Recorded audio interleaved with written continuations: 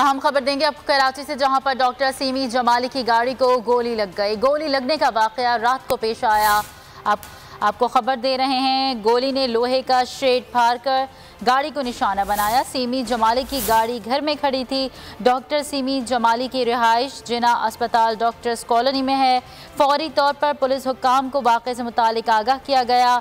SHO सदर मौके पर पहुंचे और उन्होंने जायजा लिया। डॉक्टर सीमी जमाली के मुताबिक अंधी गोलियों का सद्देबाब होना चाहिए, जबकि SSP साउथ के मुताबिक वाक़े की रिपोर्ट कर ली है।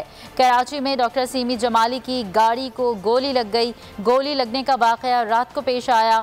गोली ने लोहे का शेड फाड़कर गाड़ी को निशाना बनाया। सीमी जमाली की गाड़ी घर में खड़ी थी। डॉक्टर सीमी जमाली की रिहाइश जिना अस्पताल डॉक्टर्स कॉलोनी में है। डॉक्टर सीमी जमाली के मुताबिक फौरी तौर पर पुलिस हुक्काम को वाक़े से मुतालिक आगाह किया। सब्सक्राइब करें और बेल दबाएं ताकि कोई खबर रह न जाए।